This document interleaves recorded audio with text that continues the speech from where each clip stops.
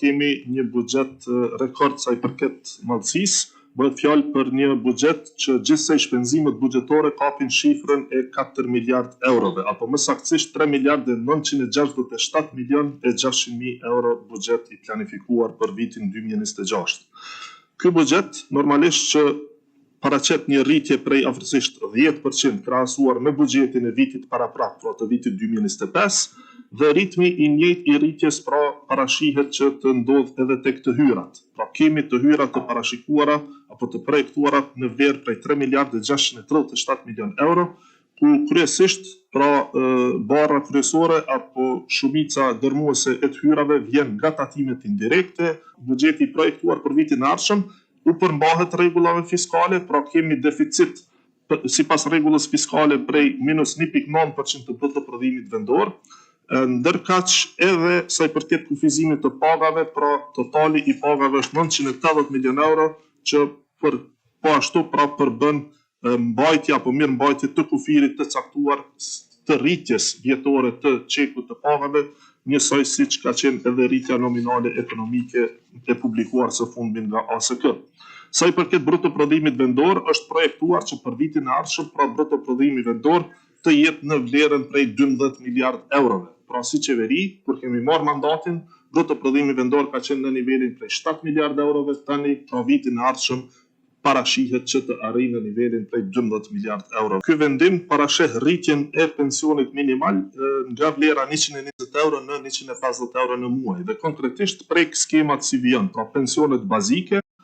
të cilat bëhen nga vlera 120 euro në muaj në 150 euro në muaj, skema e fëmijëve me aftësi të kufizuara të moshës 1 deri në 18 vjeç, pensionet e aftësisë së kufizuar, pensioni familjar dhe pensioni invalidor i punës.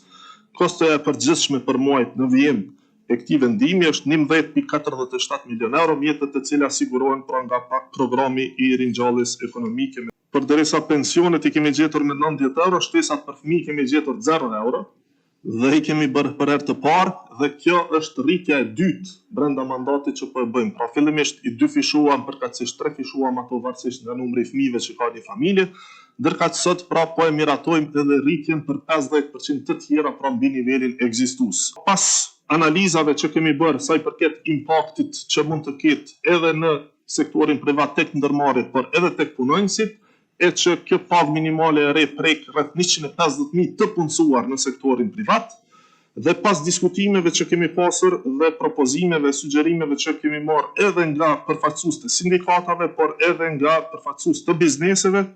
propozimi ynë është pra që paga minimale për vitin e ardhshëm të bëhet 500 euro, apo konkretisht 3 euro për orë pune, por gjithsesi në mënyrë që kjo rritje të jetë përballueshme edhe për ndërmarrjet dhe të mund të planifikojnë më lehtë për gjatë vitit, rritjen e kemi paraparë të bëhet në 2 faza. Pra ngjashëm siç e kishim si vjet rritjen e pagave në sektorin publik në 2 faza, i njëjti model pra është paraparë që të bëhet edhe sa i përket pagës minimale. Konkretisht, pra duke filluar nga data 1 janar 2026, propozimi i Ministrisë Financave, Punës dhe Transfereve është që paga minimale për orë pune të jetë në nivelin 2.50 euro,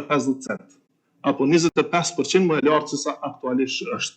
Ndërkaq, duke filluar ose nëse kjo përkthehet në orar pune të rregullt, pra kemi të bëjmë me nivelin prej 425 euro në muaj për orar të plot pagë minimale. Ndërkaq, duke filluar nga data 1 korrik, është edhe faza e dytë e zbatimit të pagës së re minimale, që përcaktohet në nivelin prej 3 euro për orë pune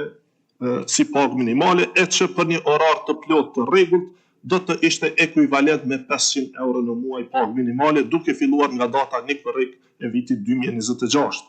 Ky propozim vjen nga Ministria e Financave, Punës dhe Transfereve, sepse kësaj parasheh ligji që në mungesë të një propozimi nga Këshilli Ekonomik Social, pra propozimi për ndryshimin apo rishikimin e pagës minimale vjen nga Ministria e Financave, Punës dhe Transfereve. Deri më 30 shtator të vitit 2024 nuk kanë qenë të miratuara buxhetet e këtyre 3 komunave, pra Prishtinë, Gjilan dhe Zubin-Potok. E gjithashtu nuk janë miratuar as deri në afatin kur ka qenë mundshme ndoshta të përfshihen në ligjin për ndarje buxhetore edhe në proceset që janë zhvilluar në kuvend, sepse ligji për ndarje buxhetore është miratuar me 22 nëntor, pra të vitit 2024,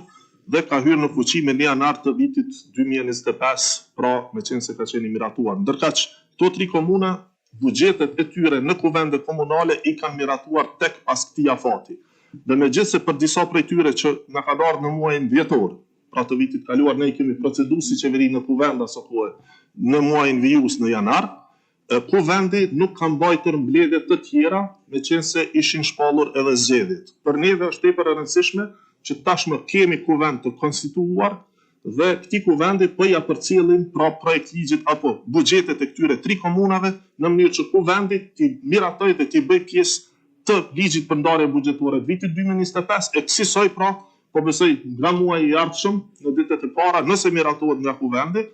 komunat mund ta kenë në dispozicion edhe buxhetin e vitit 2025 e kësaj të paguajnë ato qindra e mira faktura ndoshta të grumbulluara të papaguara deri më tani. Pra i takon kuvendit pas këtij hapi që po bëjmë ne që të mbledh komisionin parlamentar, të mbledh seancë plenare dhe të miratoj buxhetet